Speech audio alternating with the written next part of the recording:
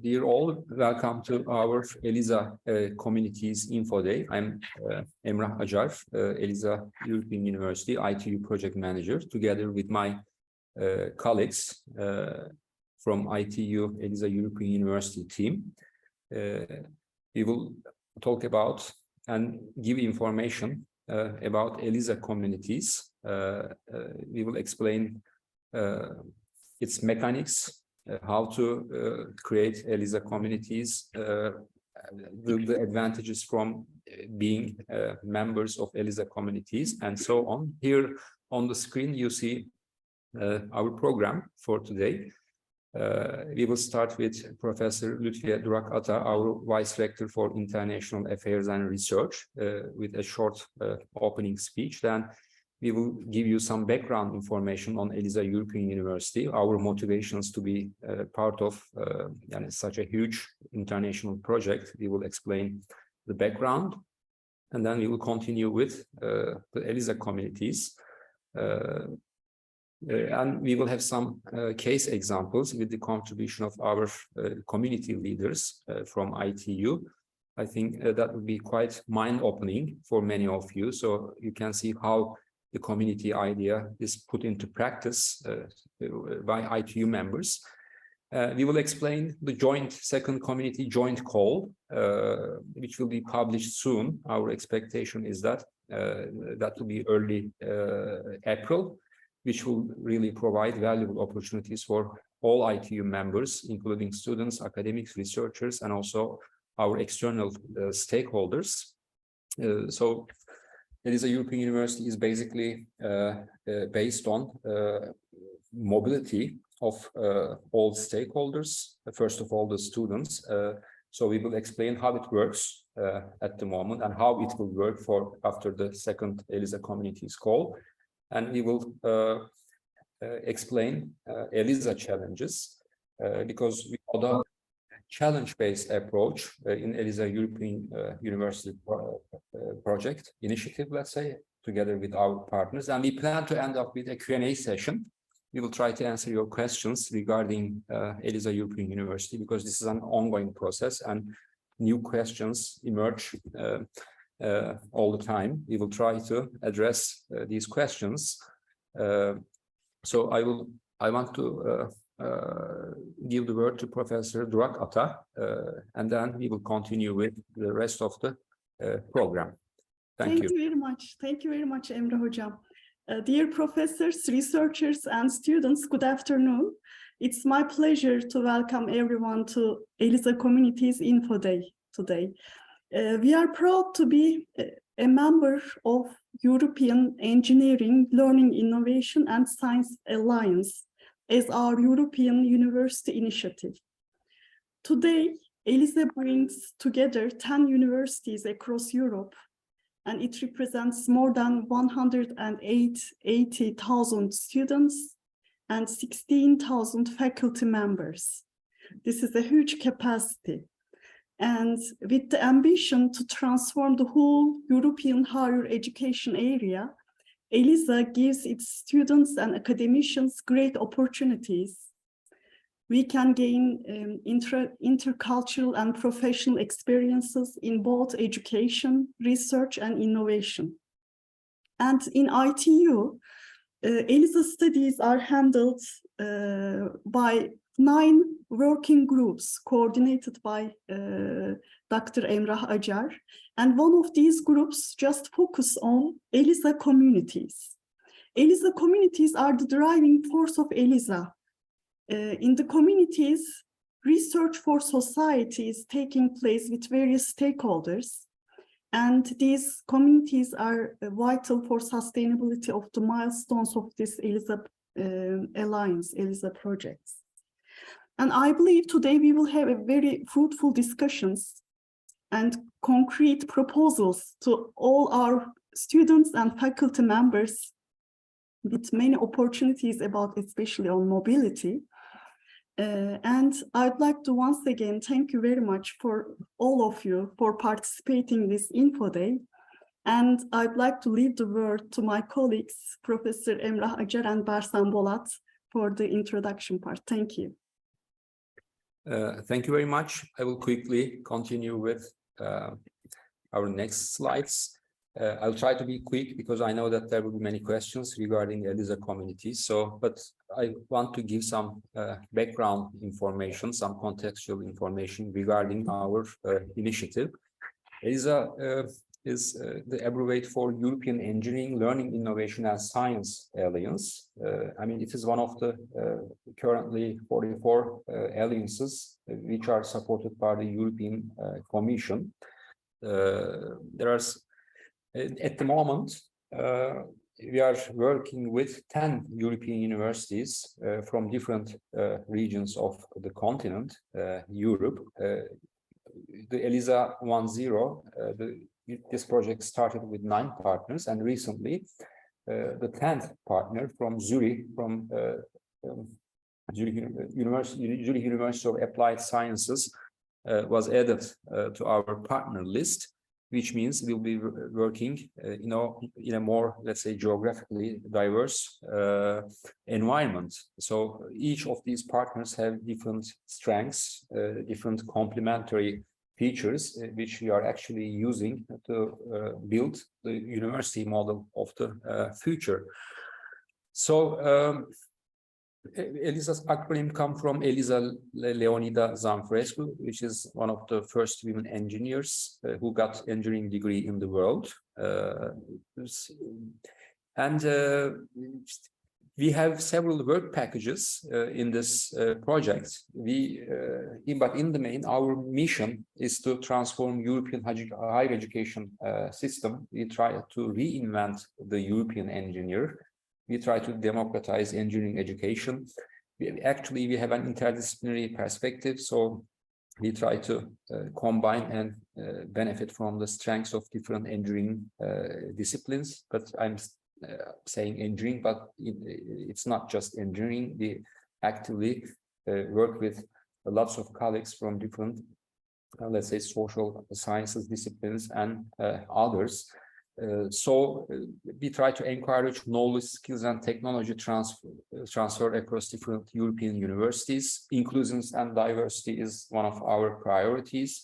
And obviously, we have a very important emphasis on sustainability agenda of the United Nations. You will understand why, especially when we present the ELISA communities. So we place emphasis on smart and sustainable solutions. This is one of the expectations of the European Commission when supporting this huge project. And it is a future where academic excellence and innovation will always be linked to social responsibility and commitment. And we try to collaborate with the non-academic world as well, not just, we don't, let's say, confine this initiative, these efforts to the academic world. Collaboration with external stakeholders of academia is one of the prominent, let's say, issues in our agenda. Gender balance in STEM careers is also our one major concern, let's say. Like in all projects, yes, we have a vision, but at the end of the day, we translate this vision to concrete actions. How do we do that in any project? We have work packages which focus on different parts of this initiative. As you see on the screen, I will not go into the details of this slide, but you can contact us anytime if you are particularly interested in any of these work packages. But I can say that we are trying to develop some joint processes and programs at European level with our partners. For instance, at the moment, you can take several courses from any of the ELISA partners. We have a joint course catalog, and each day we are adding, let's say, new courses to this list. That's a huge advantage for ITU students. In particular, we will focus on ELISA communities today, the black one, because this is one of the major value proposals of ELISA European University. We will explain why. And like in any university, right, we are trying to develop models for example, internship, partnership, apprenticeship, and if mobility lies at the heart of this initiative, because people change when they change places, when they move from a place to another. We know that very well. This is why mobilizing our academic students, administrative staff, and our stakeholders is really very important for us. And we will explain this a little more, because we know that ELISA is offering very valuable mobility opportunities for our, let's say, stakeholders. So ELISA recognition system means ELISA tanıma sistemi, let's say in Turkish. At the end of the day, many institutions, higher education institutions, universities from around Europe are part of European Universities Initiative, and we aim to provide joint degrees for our students. That's the higher target. We are working towards this goal. But apart from this, we will be giving ELISA supplements to our students. And we have another thing, ELISA credential, which is very much related to ELISA communities concept, which we will explain today. The idea here is recognizing multiple forms of learning, because that's how it works in real life. We never just learn in traditional classrooms, right? We learn in many different learning settings, learning environments. And we have been developing a model for that, ELISA credential, or we translate it as ELISA güven belgesi, which means we try to recognize multiple forms of learning of our students. We will go into the details of this innovative approach. ELISA is not just one single project. Yes, it started with ELISA European University project as an umbrella project, but at the moment we have a portfolio of projects which is expanding quickly. On the screen you see different projects from ELISA European University partners. We have ELISA InnoCore, which is the research and innovation wing of ELISA European University. ELISA Unfolds focus on entrepreneurship, and some other projects have been recently added to this list. So ELISA is a 3-year project. We will be finishing it late October this year, but hopefully the ELISA 2.0 will start in January 24.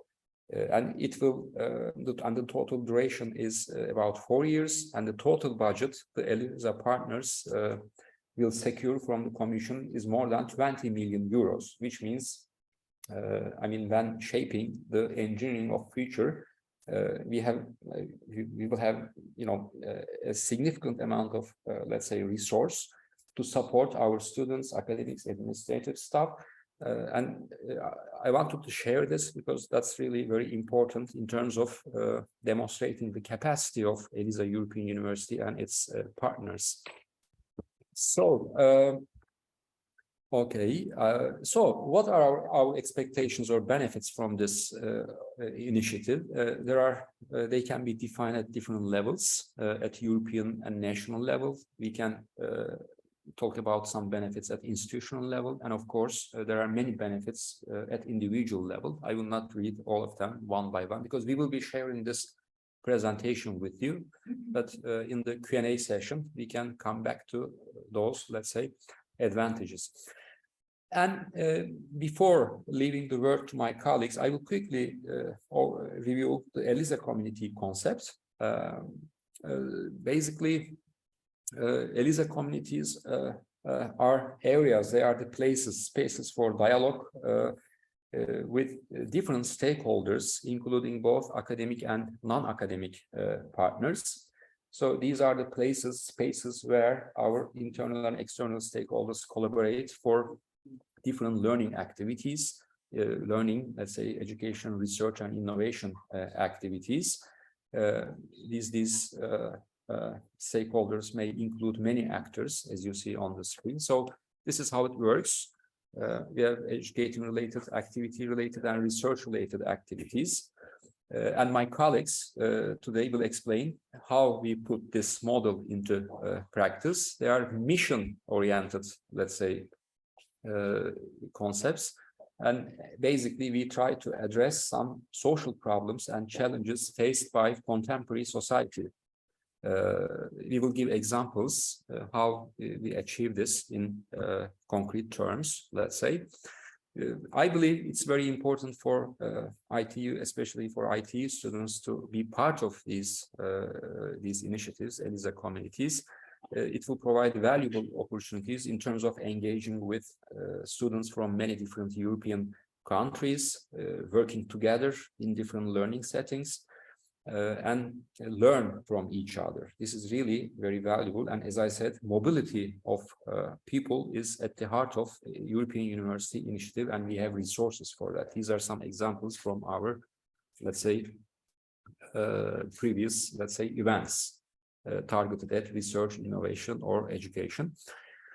I can shortly explain this graphic because this is also important. This is how we link education, research, and innovation in our model. There are many societal challenges which are to be addressed.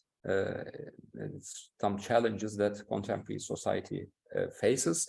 We have ELISA communities to address those challenges of different types. My colleagues will explain, but at the same time, research wing or dimension of ELISA European University is also very important because those challenges which are addressed by ELISA communities will be translated to different types of technical and scientific needs, which means many researchers from our partner institutions will work on many different types of research projects. So that's really very important in terms of providing external funding to ITU, because at the end of the day, we want to match these needs with some, for example, European University funding and some other external resources. So that's also very valuable for ITU in terms of accessing external funding. Perhaps Bersam Hoca can explain this a little more. So I'll just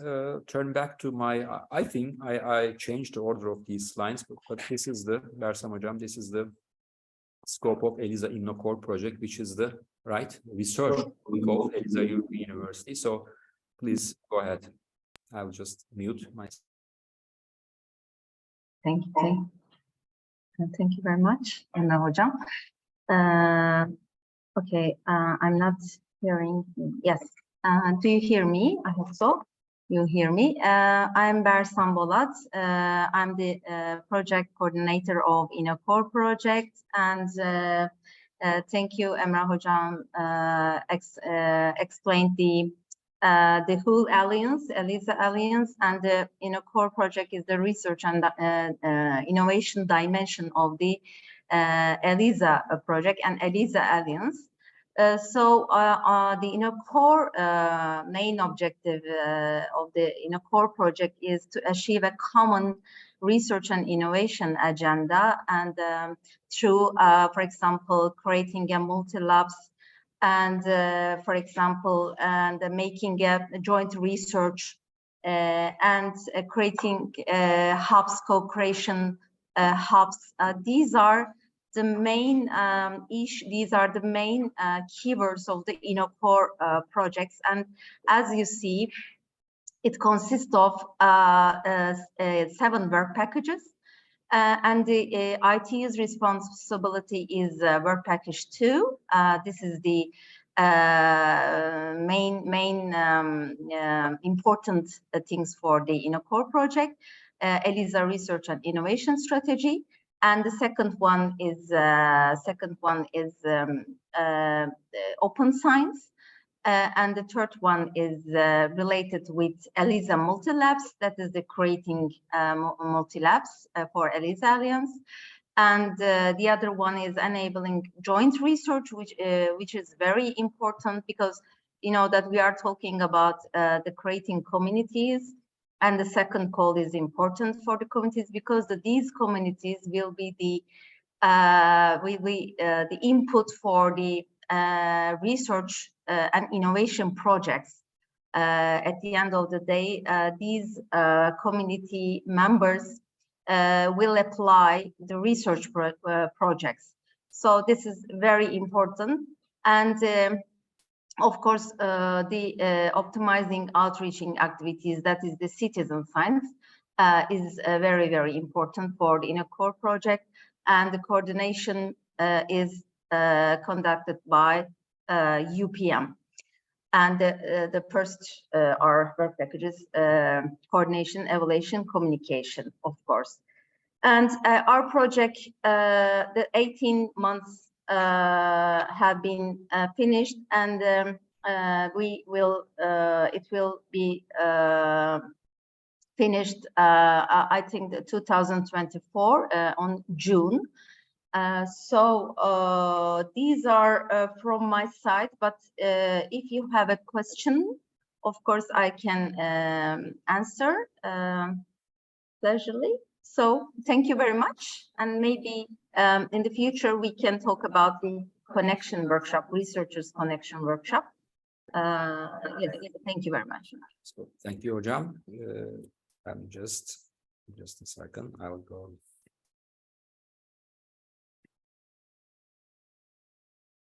Okay, I will reshare my screen. Okay, so Özgül Hocam. Thank you very much, Professor Acar. Hi again. We are today doing an info day about the importance of being a member of an ELISA community, and also how to start an ELISA community. As you all know, world is changing and getting small, and we are connecting with other cultures and other disciplines. So being a member of ELISA community is going to provide you an opportunity to face with the challenges, and also to make some solution, to get some solution for the challenges the world is facing. Because we know that as engineers are the ones that is touching the human life, and in ELISA we are trying to make an understanding and trying to make a concept on how to become or design a European engineer. So ITU is a part of this ELISA alliance. So we would like you to be a part of this alliance as the ITU members. And ELISA Alliance is open to the other stakeholders in the world as engineers, from industry, academy, NGOs, and civil organization can also collaborate in the ELISA communities. So would you go to the next slide, please? So how to start an ELISA community? First of all, you would be exploring the social challenges that people are facing in the world as an engineer, and you you should be going into the ELISA website, and you will be seeing that to start an ELISA community, you need to have 2 participants from the ELISA Alliance. So if you have a challenge or an idea to create a ELISA community, you can go and log in our community website and see if there is a available community. If there is not available community, you can start a community. So find 2 participants. One could be the ITU, the other one is one of the members of the ELISA Alliance. And then set the name of your community and the mission and related sustainable goals, because the United Nations has, as you know, 17 goals defined. So we are going to be working on those goals or relating your community to those goals. And then for each community should design 3 activities per year, at least 3 activities. So, and 1 activity should be done together with an ELISA partner that you have together. And then contact with your 10 universities. Right now we have one of the university has just joined to the ELISA Alliance. So we had 10 universities right now. And if you could not find a partner for your community proposal, don't worry about it. And you can write your proposal, and then your proposal should be sent to elisa@fao.de as an email. So there's a one page of proposal. It's not many pages. Don't hesitate to actually create a community. So less paperwork is available.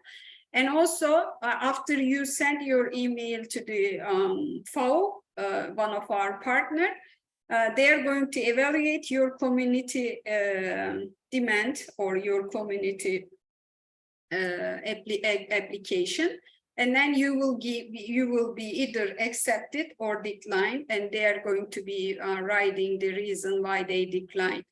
One of the reasons, the great reason, could be there should be a similar community to yours. So if you have a new idea for creating the community, you will be getting accepted for that. And designate one spokesperson for your community, and also we need one content editor for your community to start an ELISA community. Please, next slide. So if you would like to become a member in an existing community, please explore our website, the ELISA website. You will see that right now we have 45 communities are available. You can sign up anytime. It doesn't have to be, you don't hesitate that you are a student. We are looking forward to seeing students in our community. Academician can also be a part of it. Staff, professionals from industry and other organizations can be a member in the communities, and we would like to see them to collaborate. And then after you sign in, if you are a member of any university who are involved in our ELISA Alliance, you can actually sign in using our login from the universities that you are involved. So please go. So if you would like to start an activity in the community, if you are a member in the community, you can log in to your page, and then there is a book. You see that there is an opportunity that you can submit your activity. You see in the website the similar the scheme. Submit your activity today, the window that you will see, and then when you hit that, there's going to be a small form that you need to fill in, and then explain what kind of activity that you're going to do, and then you will submit that activity to your community, so that the spokesperson or the leader of the community will evaluate and then open your activity and show that activity in the website to be available for other people who would like to be interested in your community. And if you would like to hear something about the activities, when you log in, and then you can select your interest, you will actually be getting you will be getting some email from the community web page about the activities, so you will be alert about those activities. And if you have some interested activity, you can register that activity, and then you can, if there's the activity is online, there's no need for you to be mobile. But if there's a need to be going into the activity in physical, so Professor Bayar will explain how you can be mobile to go and join that activity in the abroad or in other universities. So how you're going to communicate with the ELISA communities? As you all know, that the communication is very easy today. So in the community page, when you log in, you will see the members and their contact emails. So you can email them, seeing their web page, or also seeing their communication numbers. so you can communicate via email most of the time. And how you're going to be the member in the communicate with the other members in the community, you can actually make a discussion, start a discussion, or start a discourse or forum if you would like. So you will see that there's an opportunity in the web page, and this graph or the picture is taken from the web page, so you will see the same one. When you hit the button, you will be starting a forum as well. It is very easy. So, are there specific funds for the ELISA community activities?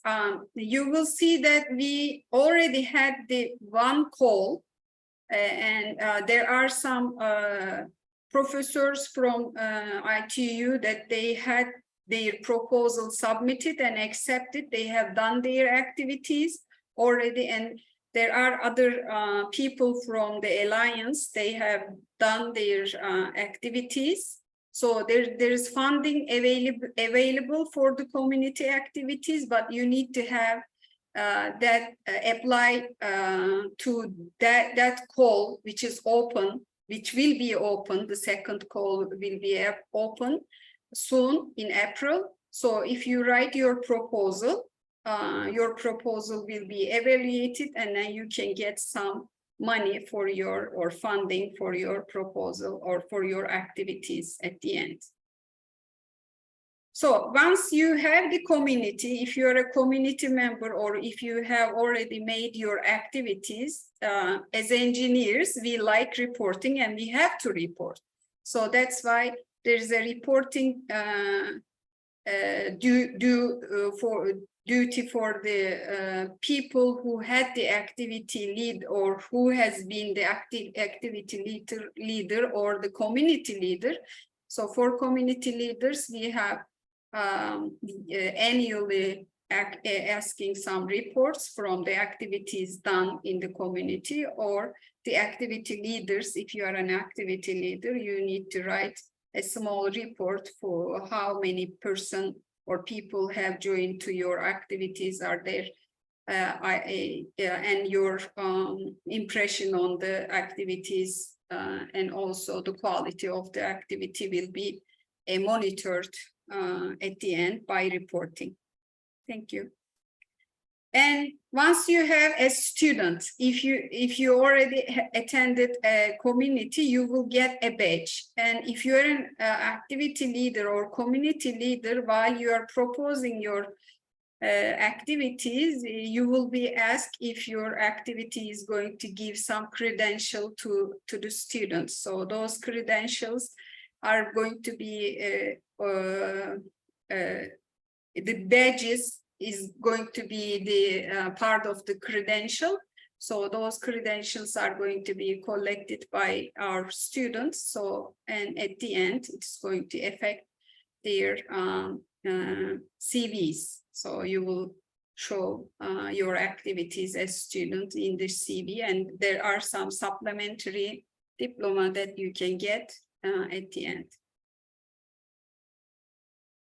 So diploma supplement, and Professor Acar already explained, when you attend the activities, you will get some credential and supplementary diplomas after attending the communities.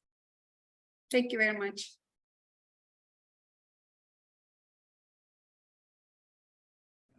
Thank you very much, Özgül Hocam. Just to clarify, I mean, both students, academics, and administrative staff can create ELISA communities. I mean, that's important. So once you get familiar with those processes, which you can access from our ITU ELISA website, I think you should be proactive and be part of this really exciting experience. And secondly, I just want to share the information that we have ITU student, ELISA student club as well.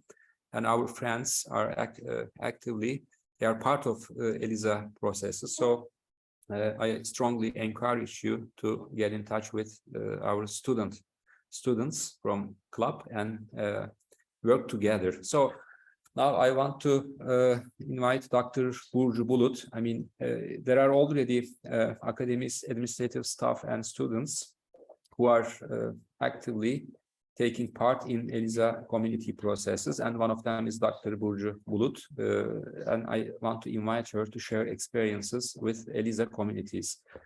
Thank you. Thank you, Emre Hocam. Hello, everyone. I am working as a lecturer in the Mustafa İnal Library Electronic Resources and Academic Research Services. I am also one of the coordinators of ELISA Open Science Community, and that's why I am here today. It will be a short talk, and I will quickly summarize what we have done so far and how we have done it. You can see the main details about the Open Science Community on the screen, and you may visit our webpage for more information. And first of all, of course, I would like to thank to the ITU ELISA team for the invitation. Sharing experiences is one of my favorite things to do because I believe that sharing is caring, as they say. I hope our adventure will give you some ideas to start your own communities or be part of one that you think fits your future development plans. The idea of creating an open science community took shape after my second participation in ELISA Info Days. I was also encouraged to be one of the ITU representatives of the ELISA INNACORE third work package focusing on ELISA Open Science Framework. When I was looking for a partner to build the community, I thought this would be the hardest part of the process, but of course it wasn't. After getting UPM support, we were ready for the documentation and we started. If you know what you want with building a community, if you have the know-how about the challenge you aim to tackle through your community, and if you have a good network, you are one step ahead of the others, but it does not mean that you are the winner of the marathon. It makes you someone who has made a good start. You will also need a team of volunteers, or you may say supporters, who believe in your community for desk work, social media management, project writing, organization of workflow, and much more. Yes, you will have many opportunities, but in order to take advantage of them, your community needs survivors. Survivors who will not give up after sending a few emails for support. These emails may be just to ask for ideas or funding. Or one day you might find yourself personally inviting people to one of your community's events, and after organizing it with limited human resources and funding, you might get really tired of seeing few people attend. But creating a feature has never been easy.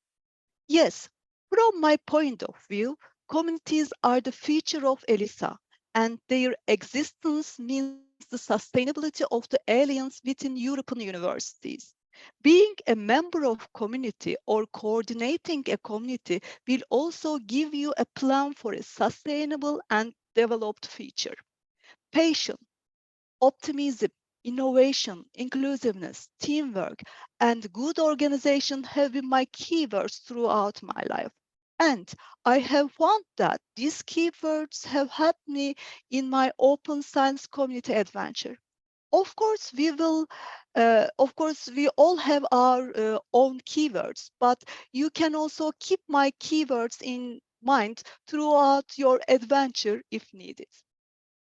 Before I conclude, I would like to share with you a figure that I think is inspiring. Next, please.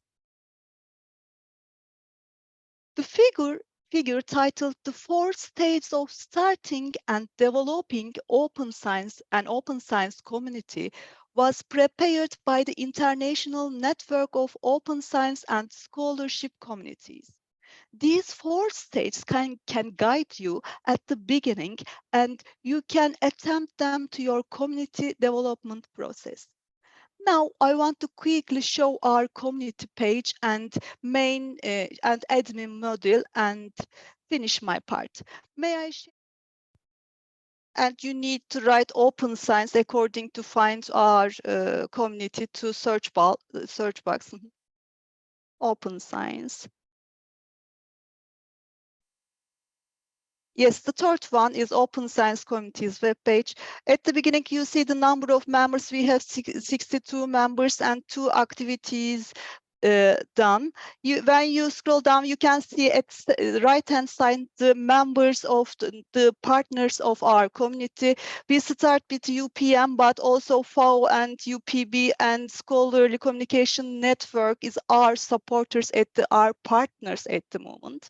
And when you scroll down and click on the link for Open Discourse Board, you can see Open Science Communities board.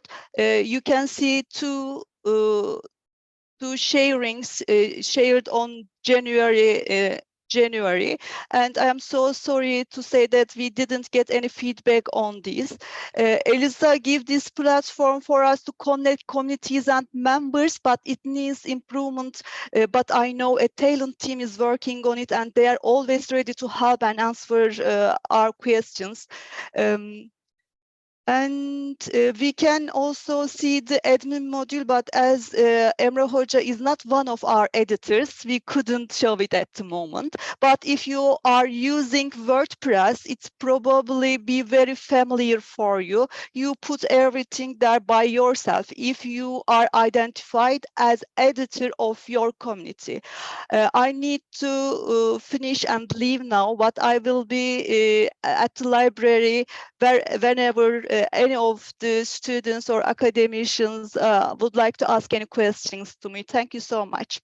And I would like to thank Dr. Bulut for her valuable contribution. As you see, there are many different types of activities through which you can be part of ELISA communities. There is a huge flexibility here, as you see, many different types of activities. And it's also valuable that each ELISA community engages with many different types of stakeholders, depending on their focus, in this case, open science, and they are really very active in all of these activities. So thank you very much. And I want to now, I will go back to my main presentation, and I would like to invite Dr.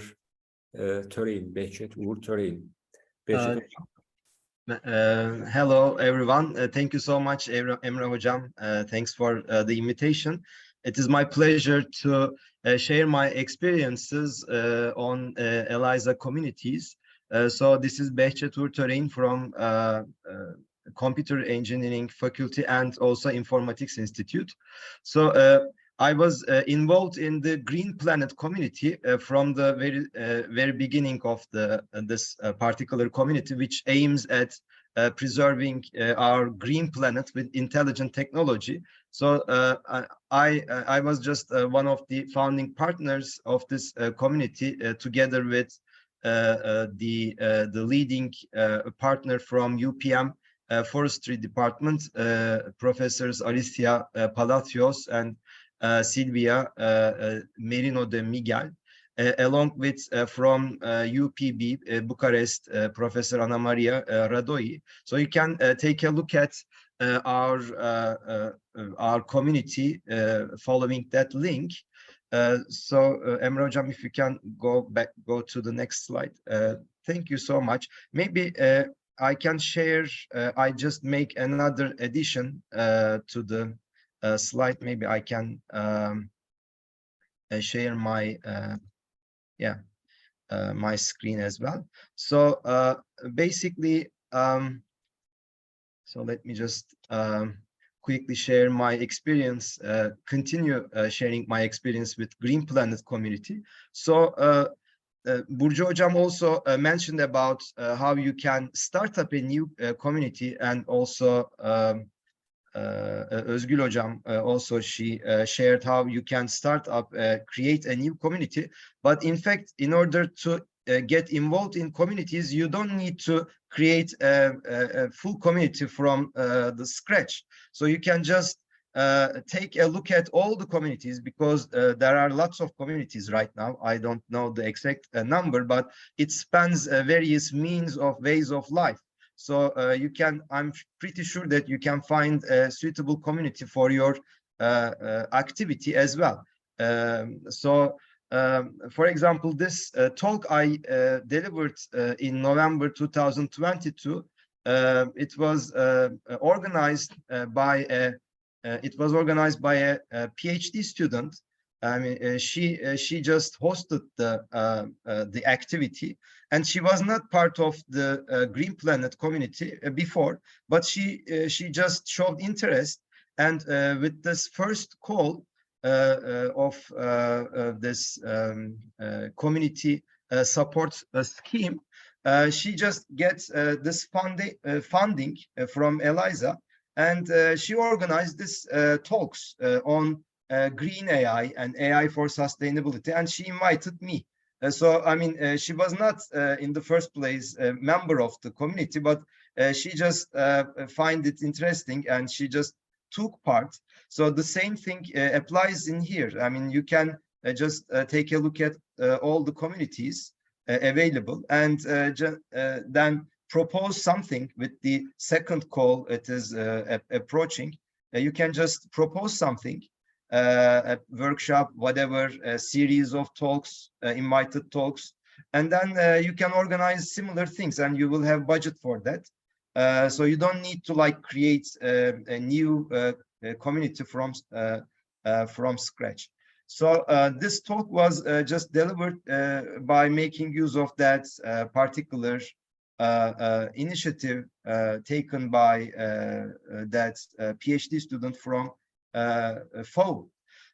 So that seminar allows participating students earn credits, and via that participation, I had the chance to meet faculty members from various departments of not only from FAO, but also from UPM and UPP, and also from PISA, to further develop collaboration.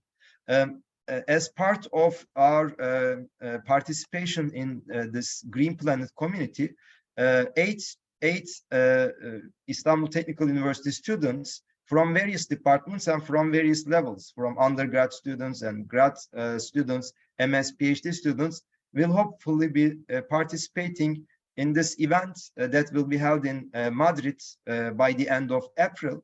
So it is about the Metropolitan Forest and Producer Neighborhoods, which is a project held in collaboration with the Madrid City Council. So this is a really nice example of how communities work, because there are these external partners as well, not only the university academic people or students, but you see this Madrid City Council is also participating in this call.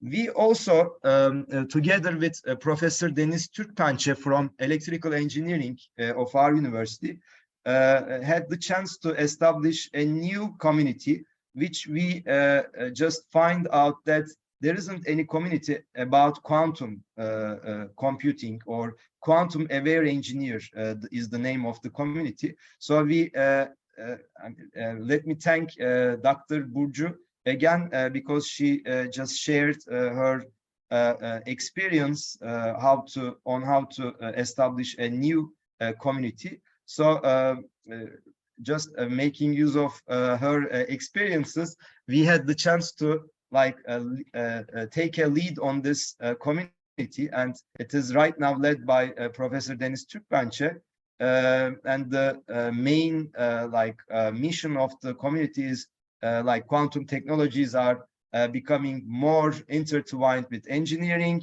and there is a need for engineers to become more aware of these technologies, and we are basically right now aiming to increase this awareness through establishing different seminars and workshops and schools. So it is the only quantum related community in the Alliance, and once you set up a community, you just send it there, and and then you see lots of interactions coming from different partners, although they are not directly contacting you. Since the community is there, as I said, they are free to offer their own that community related tasks or activities. So right now we are also planning to apply for the ELISA Connect call, which is the first joint call of ELISA in NOCOR in a more research oriented manner. So that's all I want to share about my experiences on communities, and I hope more and more engagement from our university will benefit from the communities in ELISA. Thank you. Thank you very much, Uğur Hocam, for your valuable contributions. Thank you. And now I want to invite Dr. Keleş again, because there is a valuable opportunity. The second one, we will be publishing the second joint call at consortium level. In practice, that means ELISA partners, including ITU, will be allocating budget for the mobility of academics, students, and administrative staff. But there are some requirements to benefit from this, let's say, pool of resource. So Dr. Keleş will explain how it works. Özgül Hocam. Thank you very much, Dr. Acar, Professor Acar. So we already mentioned, and also Professor Terayan and Dr. Bulut has already explained how the ELISA communities are working, and he emphasized, which is very important, that you don't have to start from scratch with proposing the ELISA community and ELISA community. If there's a community available, you can propose activities as well. So there is going to be a second call in April coming. So we would like all the academicians and students use this opportunity and then propose some for the challenges, propose some ideas for the solution, social challenges, propose some idea for the second call, which is coming soon. So the aim of this call is to proceed to activate the participation of the students in the ELISA communities, targeting sustainable development goals, which is very important for the world, and it is going to be influence of the credentials as well. So what is this call is all about? We know that challenge-based learning is getting a very important issue. So challenge-based experience aligned with sustainable development goals are going to be in your proposals, or in this call is the target that we are trying to aim.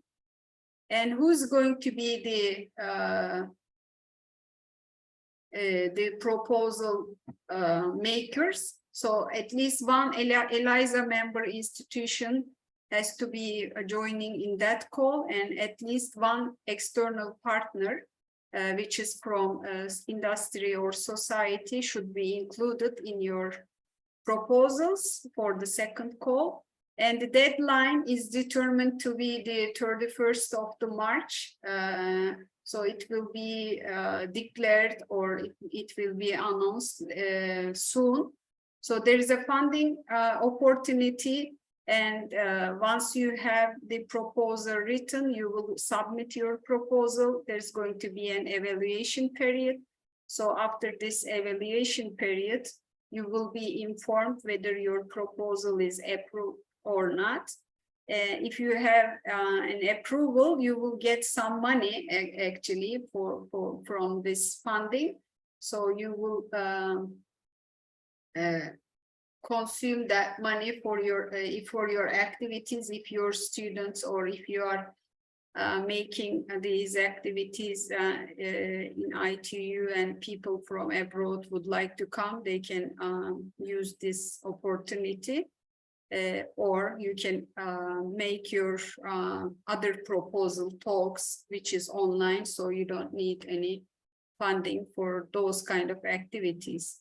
So the topic should be focusing the challenges that we are facing, and there's going to be an awarding possibilities for the students as a credentials. So we would like you to be actually proposing some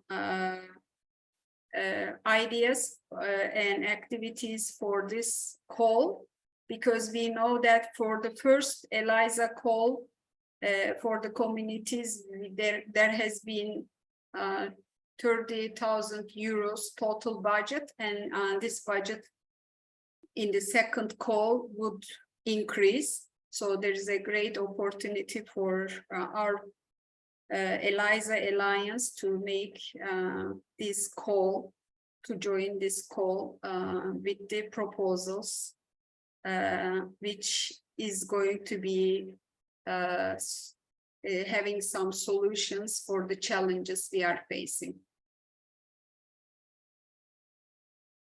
Thank you very much. Özgür Hocam, thank you very much. As I highlighted at the beginning of the presentation, mobility lies at the heart of ELISA European University. We want to mobilize as many students and academic staff and administrative staff as possible, along with different stakeholders. But how does it work? Professor Ayşe Aylin Bayar from Management Engineering Department will explain how our mobility processes actually work as part of ELISA European University initiative. Hocam.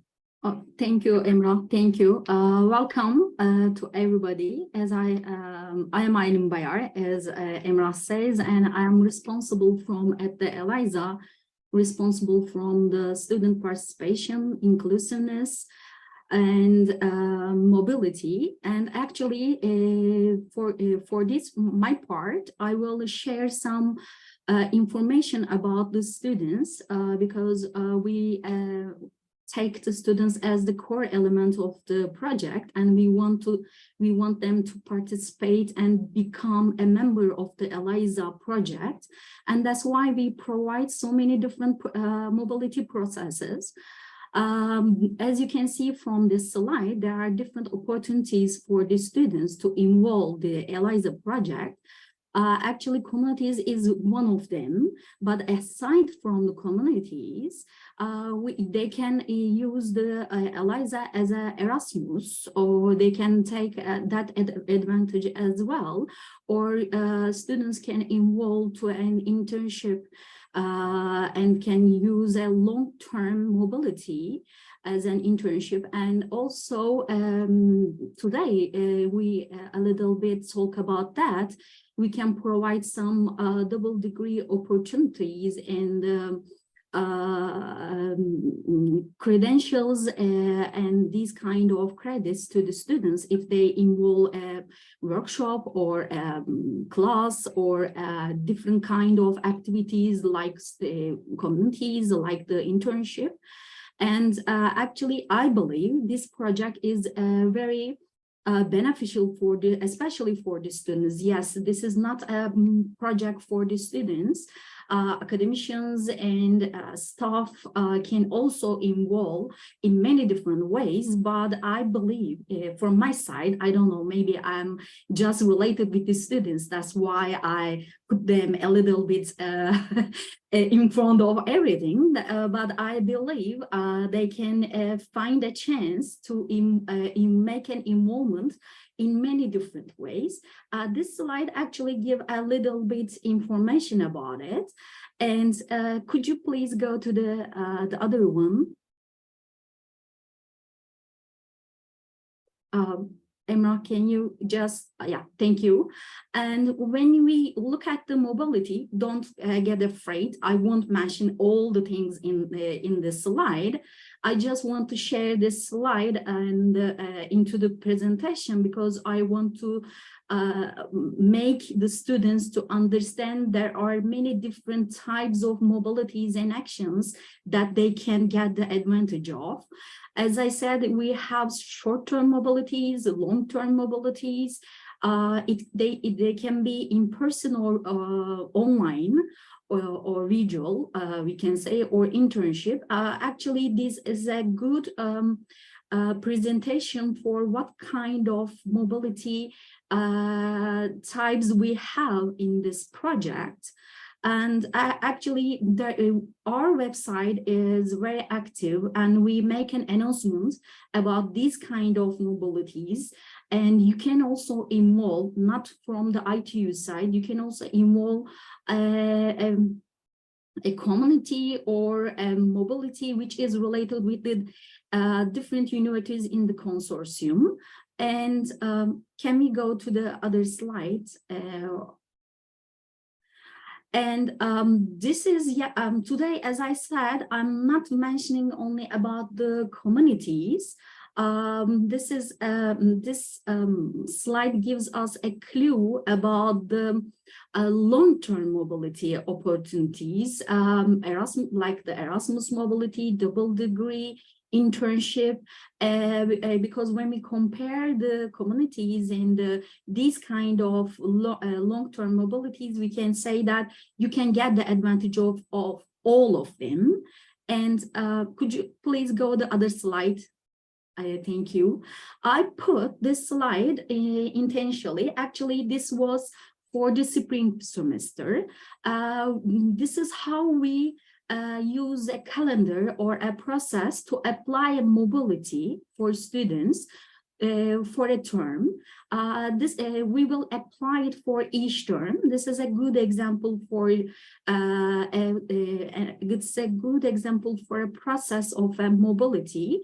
This is an older, this is the latest one actually, but we will repeat it for the other semesters because, as you know, Emrah said before, there is a ELISA 2, and ELISA will continue its life, and that's why we will use that process for the next projects as well. That's why I want to share this information with you.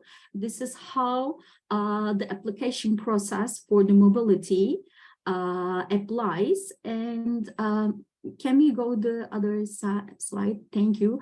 I think you can find, by the way, these are the videos. I don't know why you can see the videos, but in these short videos, students share their experience about the community, about student council, about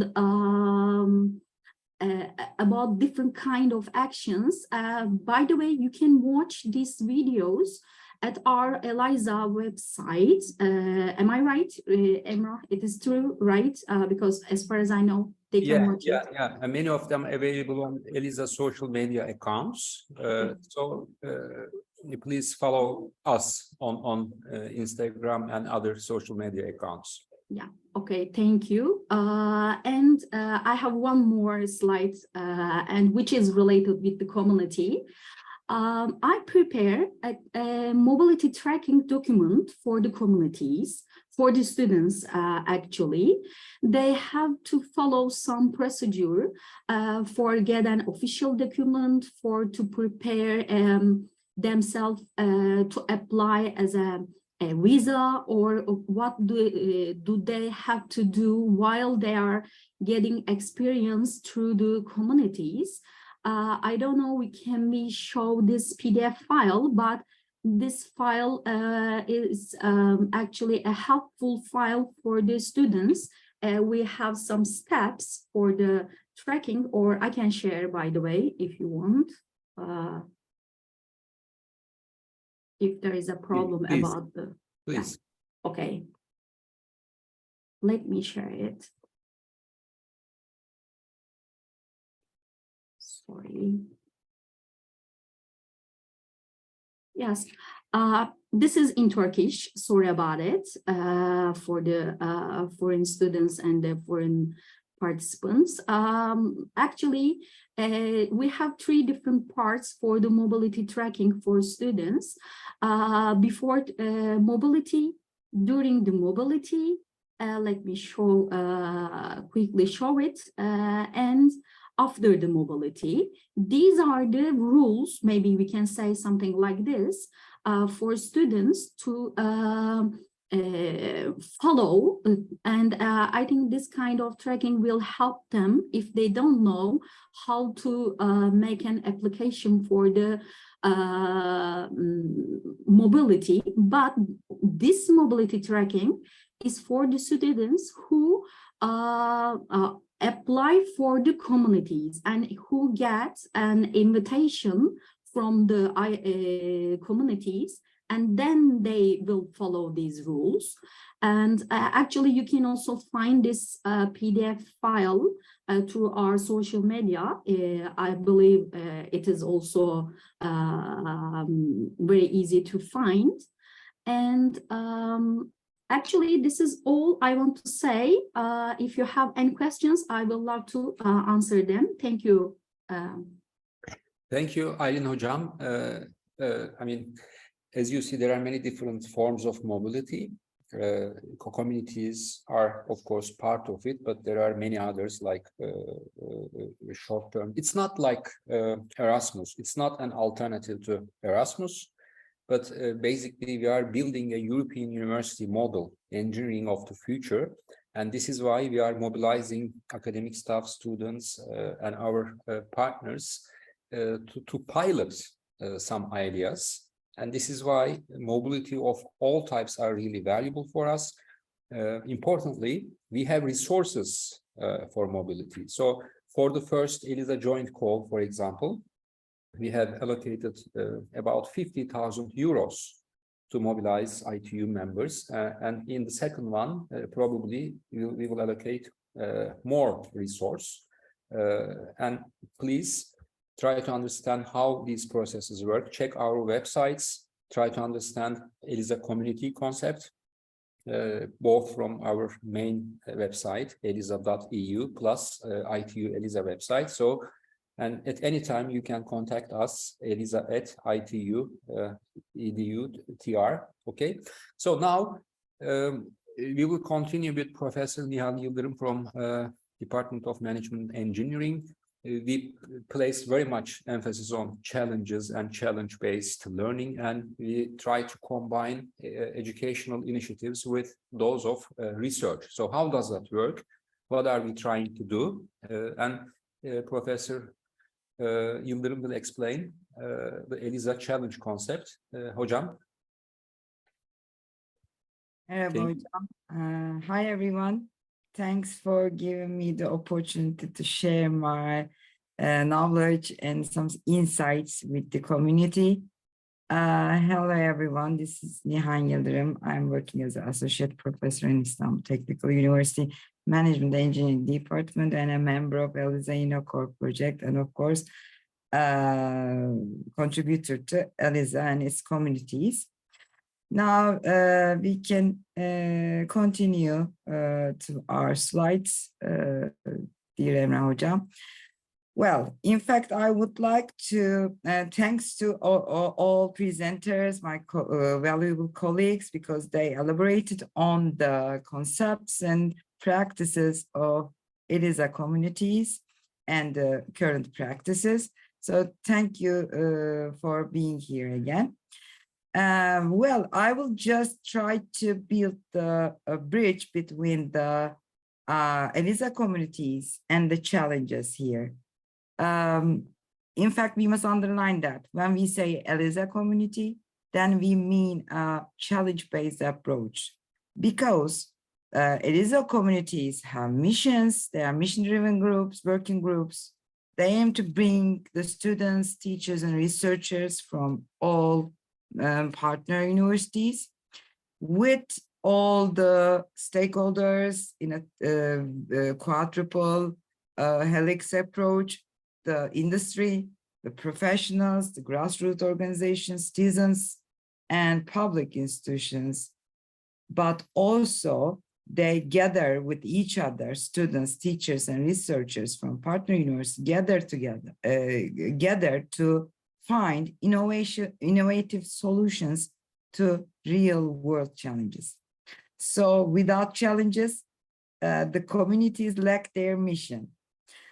At the heart of the community initiative in ELISA lies the idea that European engineering students should put their knowledge into practice before graduation.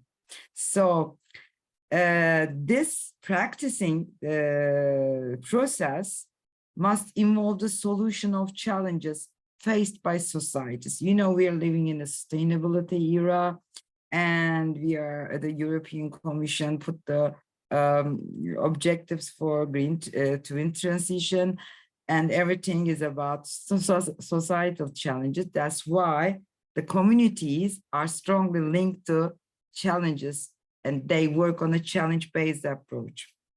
We can go to the next slide. Other valuable presenters, my colleagues also already introduced you the 5 pillars of ELISA community: the mission, challenges, people, activities, and evaluation. However, when we say challenges, the second pillar are the challenges. They must be linked to societal challenges. So we find the dimensions in sustainable development goals, strategic research areas, and institutional transformation modules of ELISA Inner Core. We can continue now. And, you know, we all know about SDGs. Next, please. We have 17 goals. So the challenges which the communities are working on are linked to SDGs. Each community has one or more SDGs that they focus on, and that they aim to bring some scientific and technological solutions or educational activities. Yes. And also in ELISA Inner Core, we have some strategic research areas. We have 11 research areas. You can see the topics here. Under 2 grand challenges, we have 11 strategic research areas. So the challenges that are dealt by the communities are also orienting their activities that are solution providers to the challenges in these strategic research areas. I mean, no matter which strategic research area you're working in a community, they are linked to the challenges, and they have a framework of the research areas. And the next. And also ELISA Governing Board underlined many times the importance of the challenge-based approach and the linkage between the challenges and the communities. In fact, when we say challenge-based approach, it's about building European knowledge creating teams. So communities are good spaces for building these collaborative, inclusive, participative structures. Yes. Now we have 45 communities. They all have these multiple actors, students, academics, researchers, regional actors, businesses, civil society actors. They have a multidisciplinary approach. You can see the word cloud of the definition of these communities. So they act as space for exchanging best practice in innovating teaching frameworks, but with links to research and innovation. So also in ELISA, there's a joint funding mechanism, as already been discussed before. Yes. So the link between the community and the challenges, each community has an objective, and they must address a set of societal challenges, and the driver of the communities are the societal challenges. So bonding R&I actions to societal challenges is the backbone of ELISA communities. Now, I would like to show you a few examples from the challenge-based approach of ELISA communities. One of the very active and multiple SDG-oriented communities is egalitarian societies, opportunities for everyone. There are 42 members for today, and they promote social equality by carrying out various real-world social projects, especially for vulnerable groups, which has a broad definition, very wide definition. And you can see their societal challenges like supporting vulnerable social groups, providing education to improve habits about responsible consumption, improving public spaces, and all vulnerable groups like elderly people, refugees, road victims, and young people with dependencies. So they suffer from energy poverty, for example. This is a challenge today. And rational food consumption is not existent today, like happens in energy and water consumption. This is the societal challenge. You see the environmental sustainable patterns here. In the end, they are all about the Earth society, so we call them the societal challenge. So to contribute for overcoming these challenges, we have some scientific and technological needs. So the community aims to contribute to meeting these needs. So they come up with designing technological solutions to social problems, carrying out social service in contract with vulnerable groups, developing studies and research to detect social and sustainable problems like regenerating urban environment, improving public spaces for municipalities, and sensory rehabilitation of buildings, for example. They are all examples of needs. So they organize some activities that are called challenges. There are many activities, as our colleagues, our professors already underlined, like Women Hack AI, Idea Challenge Hackathon, or Design Your Acoustic Friendly City. We can proceed. And another community, sustainable food production, from SDG 1, no poverty, SDG 2, zero hunger, SDG 3, good health and well-being. So there are 19 members as of yesterday, and they aim to explore strategies under the promise that a sustainable food system ensure and contribute to environmental, social, and economic sustainability. They provide activities to members for crop production. So societal challenges food system today doesn't have, but should have, a neutral and positive environmental impact, reverse the loss of biodiversity. This is the challenge. But the needs, improving crop, animal production, water management, fertilization, or management of equipment to increase sustainable in food production. Okay, so in terms of challenges, they don't have activities yet. For the next slide. Another community, industrial design for human, very unique community, SDG 2 and SDG 3 is covered in this community. They aim to contribute to these goals, and they have many members. So they aim to involve the engineering family, in particular the students, in all social impact challenges, to transform higher education to impact society. This is their mission, because we have to, there's a challenge that we have to overcome to empower human beings, improve their quality of life through industrial design and innovation. So they find innovative, creative, sustainable solutions through industrial design. This is the need, scientific and technological need.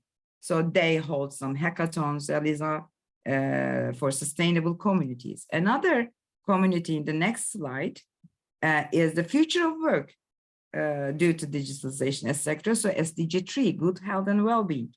They have 20 members.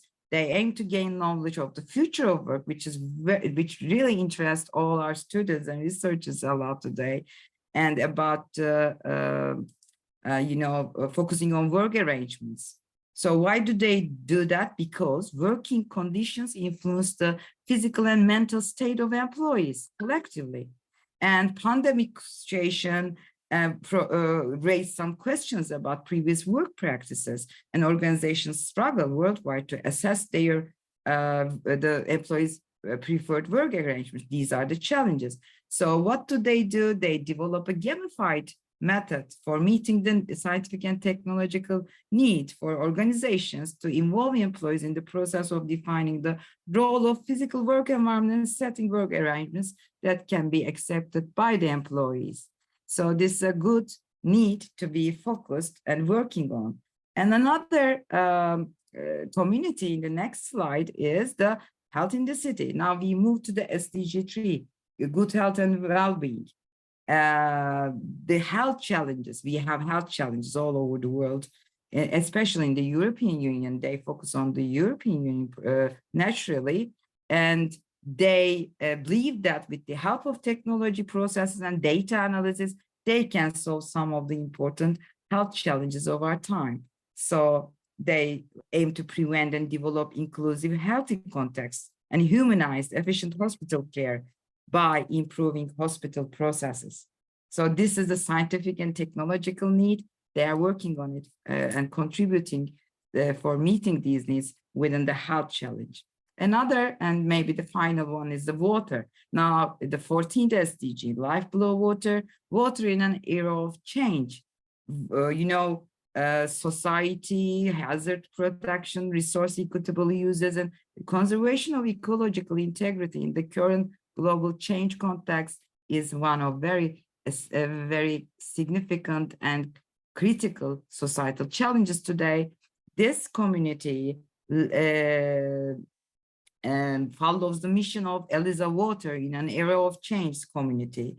They coordinate and teaching and research activities with a multidisciplinary approach for water concerns. So what do? They aim to increase knowledge on hydrological systems and governance of water resources, and like basin management, geohydrological risk, water and wastewater treatment. These are their scientific and technological needs they are working on.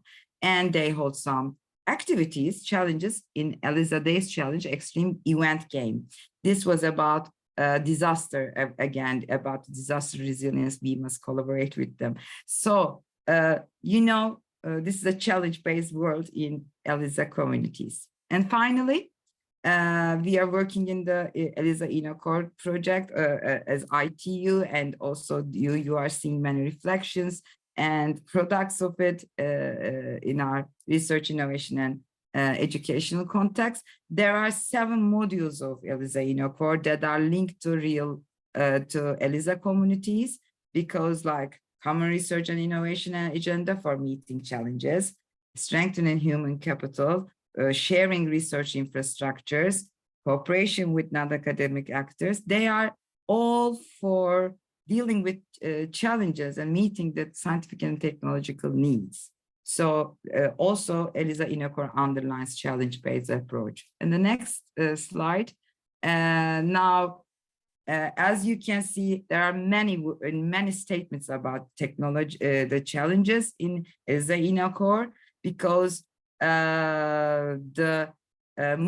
are trying to open a way for researchers and innovators to decide themselves the most effective way to address scientific and technological challenges that will feed communities. So the researchers will feed communities by addressing these challenges and addressing the scientific and technological needs. This is a two-way approach.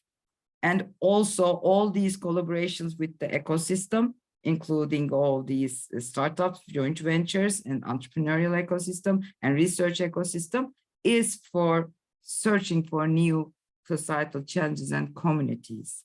Okay. And finally, we already talked about the twofold approaches of ELISA communities and the challenge-based approach of ELISA. Communities are oriented to find out the societal challenges and find out the technological and scientific needs. This is the strategic side. And then in the coming days, we will see clusters addressing the scientific and technological challenges. So these will be will help us to overcome societal challenges. And what do we mean by twofold approach, horizontal and vertical? I mean, the horizontal is the educational dimension transformation and addressing the scientific and technological needs, and also create a space for dialogue between all stakeholders. But vertical approach is to developing joint actions and being diverse in size, ambition, and scope, and also these efforts can last for a long time, but we must first carry out specific joint actions to address these challenges. So meeting needs, address challenges.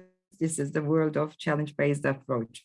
And now we are about to provide a deliverable about a portfolio of these challenges. We can share it with you in other organizations, in upcoming events, the outcomes.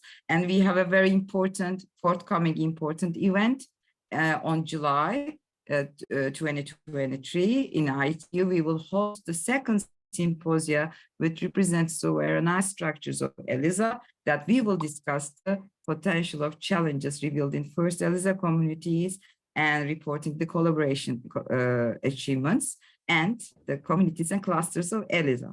So I hope we will be together there again. Thank you for listening me.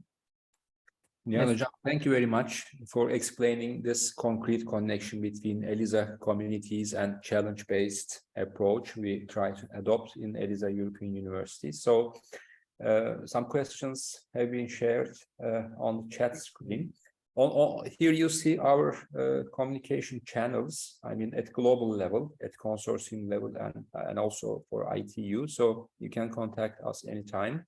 Please try to follow these social media accounts, because we share up-to-date information over these channels. So if you want to get news about latest opportunities for mobility, for different training, education options, and also for research-related initiatives, please try to follow these channels. So Hale, I think we have some questions quickly. So one of the questions is, in the ELISA communities, is it possible to work towards acquiring data to publish academic papers, for instance, by each party introducing a skill set that could benefit the other in an interdisciplinary manner? So this is one of the questions. Hocalarım, if you want to respond to this question, please go ahead.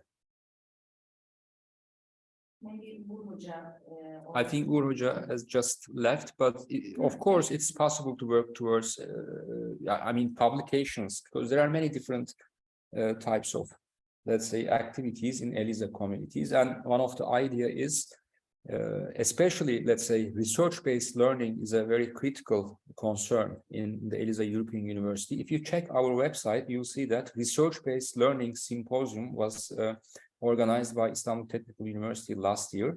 And soon, in May, we will be organizing the second one in Pisa, Italy. So research-based learning and of course, publishing results from these research-based learning activities important. But apart from that, as Professor Nihan Yıldırım explained, we try to make concrete connection between education and innovation and research activities. So that means you will be strongly encouraged by different community leaders and members to work together, publish together. So why not? But and I encourage you to be proactive, okay? Please be members of these communities. If there is not any community which are specifically relating your area of research, as explained in this presentation, there are ways to create, establish a new one. So you can benefit from the opportunities ELISA offers. So I don't know, perhaps my colleagues can add their comments if there are any. We can take a look at the other question. Where is the location of the office in ITU? Okay, I mean, we are mostly in the ITU Learning Center, Eğitimde Mükemmeliyet Merkezi in Turkish, eski rektörlük binası, which is next to the rectorate building. There are many ongoing projects here, so if you have any questions, you can visit us anytime. Yes, we will share the slides. Yes, you can. We will share the recording on our ITU ELISA YouTube channel. Anything else? So this is, I think, for Professor Ayşe Bayar. Hale, can I see the question? Document will be shared. Okay, yes, we will share that document as well. We will, okay, it's all about money. So are grants given? Yes. So we have some common procedures for providing grants for mobility or different types of education or research activities. Like in ELISA, another call will be published soon, for example, to mobilize researcher there, as Professor Yıldırım shared. I mean, there will be a symposium, but apart from that, just like ELISA joint call, there will be some calls for, what was the name? Joint connection workshops, which aims to bring together researchers from different ELISA partner institutions. Yes, we give grants. And we have some protocols for that, as I mentioned earlier. For the first joint call of ELISA communities, ITU allocated about 50,000 euros, and the second one will be published soon in early April, and we plan to allocate more than that to the first one. Let's say we are working on that. We are working on our budget plan, but I can say that we will be mobilizing many students, academics, and administrative staff, okay, in the following months between April and late September, okay. There will be many ELISA community activities. So are there any available funds or stipends for students that made academic contribution? Yes, as I have explained, but for that, you should be part of ELISA European University initiatives. There are a couple of channels for that. One of them is joint community calls. For example, at the moment, there are many winter short-term schools. If you check the website, main website of ELISA, you'll see that many of those schools are receiving applications at the moment. So if you are accepted by let's say, those ELISA partners, we will be providing support for your travel and subsistence, okay? Professor Acar, also that there are some job offers in ELISA communities. The PhD students are going to be a part of those job offers. Lots of funding for the PhD candidates. Thank you very much, Hocam. That's very valuable. I mean, Professor Ayşe Bayar shared a slide. We will be sharing the presentation. You will see that there are many different forms of mobility, like internship is also part of this. So please, okay, check out the websites, social media accounts, so that you can. I think Professor Versan Bolat will add something. Okay, I'll just mute myself, Hocam. Thank you very much. I want to share also another opportunity for the researchers that's already been sent to ITU academics and the researchers. This is the connection works, or researcher connection workshops that Emrah Hocam talked about that, but I can share my screen. You can see, I think so. This is the related with researcher connections. I mean, it's organized 3 connection workshops. The first one will organize on July. And regarding the first one, you are informed, you are already informed, I'm sure. Maybe you should check your mail again. And regarding the first connection info day, the information, it is the Connect workshop. Info day is on March 27th. So please keep it and write it anywhere that this is important. And if you want to be involved ELISA community, one of the ELISA community, you can also apply these connection workshop call. So they are conducted together. They are the parallel. They would be the parallel activities. So if you a member of one of the community, that's you can easily organize with your colleagues this workshop. So please keep in your mind 27 March on 2023. Okay, thank you very much. Hocam, just thank you very much. So Hale, any other question? This is about funding. Yes, which kind of things are expected from communities that want to get funding? How will the assessment be made? I can make a few comments on the assessment part. And there are some standard forms, application forms to give proposals, let's say. Once they are gathered after the deadline, project managers from different partners come together and based on pre-decided evaluation criteria, they select the proposals, let's say, those which will be funded. That's how it works. So when the second call is published on the website, you'll see the evaluation criteria. So that will be the combination of both qualitative and some quantitative measures, let's say. So that will be transparently shared with potential applicants. Okay, but for now you can see the first ELISA joint call. It may give you some ideas. In the second one, we will follow a similar procedure, but the evaluation criteria will be very clear and understandable. And another question is, funds to be allocated for the events from OK will be also the ones that cover the project proposal by April. Yes, actually, I'm specifically talking about that events. Okay, the call will be published at the beginning of April. That's the plan, and it seems that we will not be late according to ongoing discussions, let's say. For the first call, about 300,000 euros of funding was allocated by ELISA European University partners. We will see, but I predict that will not be less than that amount, let's say. But so that's a huge amount of money. So, and yes, all activities will be arranged between April and late September. Why? Because we have to finish the project at the end of October. That means even until the last minute, we will be supporting communities and proposals of, let's say, different types. So that's really very valuable in terms of mobility and in other ways, let's say.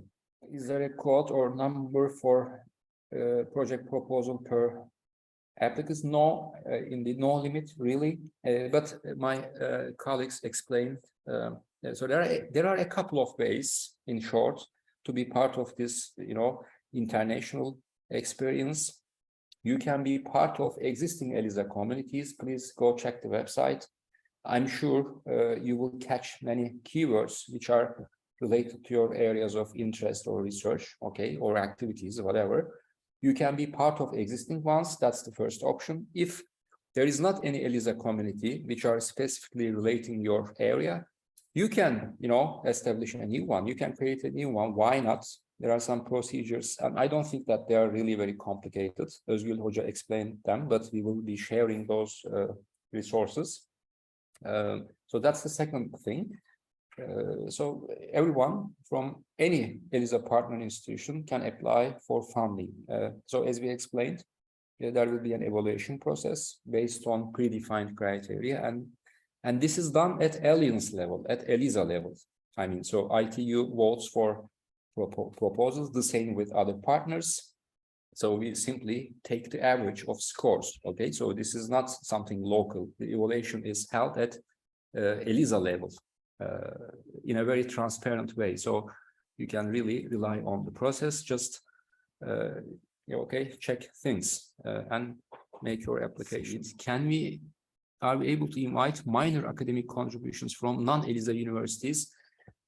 Actually, we can say that European University is encouraging European universities like ELISA to collaborate with each other.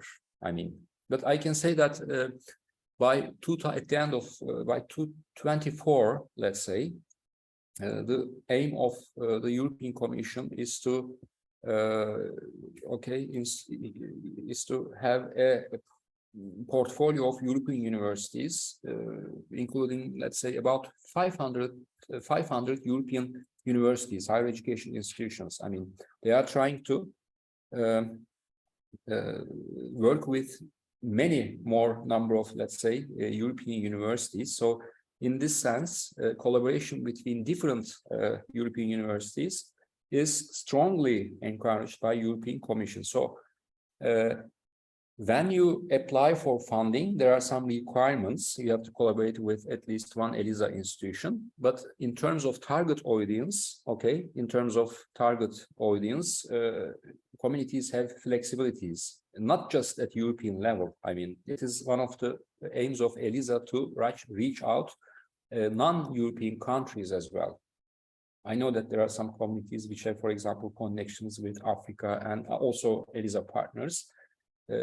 So this is not just European level in that sense. Okay, you can consider this as a global level initiative from that point of view. But when it comes to using resources, there are some minimum requirements which are to be met by applicants, like having at least one partner from ELISA partner institutions and so on. So those rules and procedures are very clear, and you can access them on our, let's say, websites. Okay. Any other questions? Okay. Please, we will be sharing this presentation, but please follow us, okay, to hear news about opportunities. Hocalarım, do you want to add anything before we finish? I can stop sharing, Ale. So let's see. And are there any comments from ELISA? Thank you very much, Hocam. So thank you very much, hocalarım. Thank you very much. Thank you all. I mean, we will be. And one more thing before we finish. Today, when we had a meeting before this presentation, a very good idea was, you know, let's say, proposition was shared by one of our colleagues, Burcu Hanım. She said, probably we will be arranging another meeting on developing community proposal. I mean, that will be mostly relating how to part, okay, the mechanics of preparing a community proposal to get funding. We will be all working on that next week. And hopefully, after the publication of the second call, we will have another meeting with those who are really interested in developing a proposal for the second call. So that's just, you know, that's a fresh news.